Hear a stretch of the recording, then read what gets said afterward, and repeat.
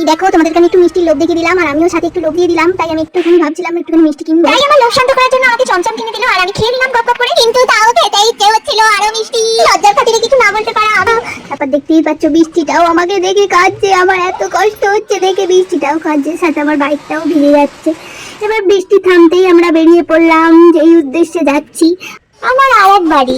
দেখতেই পাচ্ছ আকাশ কেমন হয়ে গেছে, এই দেখতে পাচ্ছ রাস্তায় কত জল আছে।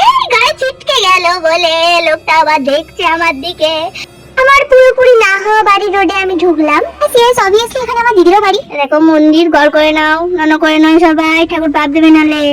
এই দেখো আমি বাড়িতে চলে এসেছি দিদির, তাই আমি এরকম দেখো টুকি টুকি করে ঢুকছি। তারপর আমি আমার বাড়ি এসে একটু রান্না বান্নার দিকে ঢুকেছিলাম। এই যে আমার পনির খেতে ইচ্ছা হয়েছিল, সেই জন্য আমার বর আমাকে পনির এনে দিয়েছে। কিন্তু পনিরের আজে বাজে তরকারি করার জন্য আমি পনিরগুলোকে কুচি কুচি করে কেটে নিচ্ছি। আজে বাজে যাতেই হোক, কিন্তু খেতে কিন্তু ভালোই হয়েছিল। আর এই ছবিটা আমি লাগানোর জন্য অনেক দিন ধরে কিনে আমার কাছে রেখে দিয়েছিলাম, আজ গিয়েছি তাই আমি লাগিয়ে দিতে বললাম। তাই তোমাদেরকে আমি এই ফটোটা দেখিয়ে দিলাম কেমন লাগছে দেখো। আর এখানে হচ্ছে আমার আরেক মা রান্না করছে, মানে আমার শাশুড়ি মা। আর এখানে হচ্ছে ওনার হাতের ফেমাস আলুর তরকারি, যেটা খেতে খুবই ভালো হয়। আর আমারও স্পেশালি খুব ভালো লাগে। বাড়িতে রান্না হয়েছিল নানপুরি, আলুর তরকারি আর পনিরের আজে বাজে তরকারি, যেগুলো খেতে কিন্তু দারুণই হয়েছিল। এবার আয়নার সামনে এসে আমি একটু ঢং করা শুরু করে দিয়েছি, দেখতেই পাচ্ছ। বাড়ির গোপাল সবাই নন করে নাও গোপু সোনাকে।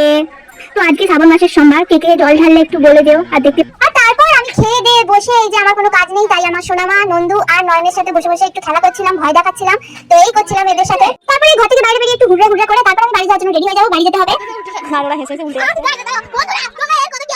আমি ওদের বাড়িতে আগে একটা বাড়ি আছে, ওটা সত্যি হুতুরে আমি যদি কথা বলতে এই এমন বকছে, এই ম্যাডাম এমন বকছে, তাতে দেখো আমি মিথ্যা বলছি, আমি ওদের বাড়িতে মিথ্যাবাদী হয়ে যাবো। বলে মিথ্যাবাদী নয়, তুই জানিস না ভালো না।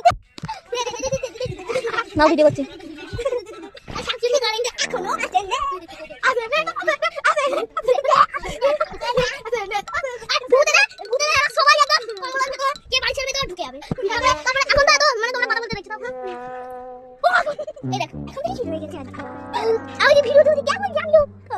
কমেন্টে বলবে এদের ভিডিও তোমাদের কেমন লাগলো।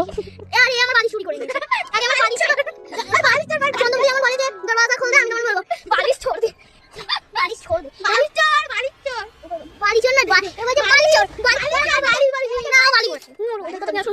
তারপর এখান থেকে বেরিয়ে আমি দিদির সাথে দেখা করে বাড়ি যাওয়ার জন্য রেডি হয়ে যাবো। আর দিদির ওখানে গিয়ে দেখি এই সব দিদিগুলো একজোট মিলে একদম গল্প করার জন্য রেডি হয়ে বাইরে বেরিয়ে পড়েছে। আর অন্যদিকে আমাকে দেখে পালিয়ে যাচ্ছে, আমাকে দেখতে কি খুবই ভয়ানক লাগছে। তাই আমি নিজেকে একটু দেখে নিলাম যে আমাকে। তারপর আমি নিজের দিকে ক্যামেরাটা ঘুরিয়ে দেখলাম আমি নিজেকে, যে আমাকে কতটা ভয়ানক লাগছে। কিন্তু না, আমাকে তো এতটা ভয়ানক লাগছে না। তো যাই হোক, তো আমি সবাইকে টাটা বাই বাই করে সোনামা হামিদামি দিয়ে টাটা বাই বাই করে সকলকে চলে এলাম বাড়ির উদ্দেশ্যে। কিন্তু বাড়ি যাবো বললেই যে বাড়ি যাওয়া যায় না, এখন বুঝলাম। এই যে আমি যেতে যেতে আবার ফিরে যাচ্ছি, ওখানে কিছু কাজ আমি ভুলে গিয়েছিলাম, সেই জন্য। তারপর আবার বাড়ির দিকে ব্যাক করলাম। আর আমার এতই ভিডিও করার তাগিদ দেখাতে ঘুরিয়ে ঘুরিয়ে ভিডিও করছি।